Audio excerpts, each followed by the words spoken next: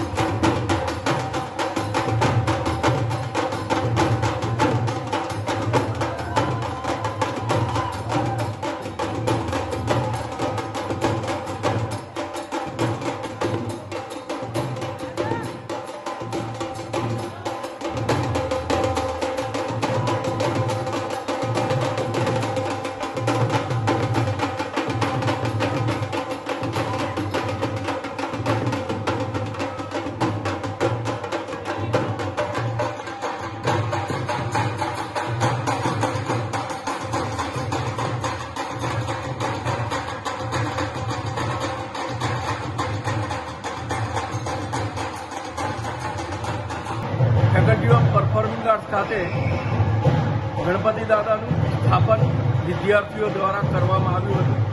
છેલ્લા 3 દિવસથી અહીંયા ગણપતિ દાદાનો ઉત્સવ થઈ રહ્યો છે.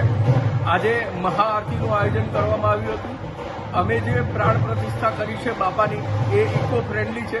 માટીની મૂર્તિ દ્વારા એન્વાયરમેન્ટને ધ્યાનમાં રાખી અને આ સ્થાપન કરવામાં આવ્યું છે. આજે વિસર્જન ફેકલ્ટી ખાતે થઈ રહ્યું છે અત્યારે અને એનો ઉત્સવ વિદ્યાર્થીઓ દ્વારા મનાવી રહ્યો છે. આ આખું સમગ્ર આયોજન ફેકલ્ટીના વિદ્યાર્થીઓ દ્વારા કરવામાં આવ્યું છે. દર વર્ષની જેમ આ વખતે પણ ઉત્સાહ અને ઉમંગ સાથે ગણપતિ દાદાની સ્થાપના ફેકલ્ટી ઓફ પરફોર્મિંગ આર્ટ્સમાં થઈ છે. જય Ganesh. Faculty of performing arts વતીથી આપ સર્વને ગણેશ દાદાના સ્થાપન નિમિત્તે શુભેચ્છાઓ. Report Nation Plus News Vadodara. સમાચારોના સતત અપડેટ મેળવવા માટે અમારી નેશન પ્લસ ન્યૂઝની યુટ્યુબ ચેનલને સબસ્ક્રાઇબ કરો, બેલ આઇકન દબાવો અને જોડાયેલા રહો ફેસબુક, ઇન્સ્ટાગ્રામ અને ટ્વિટર પર.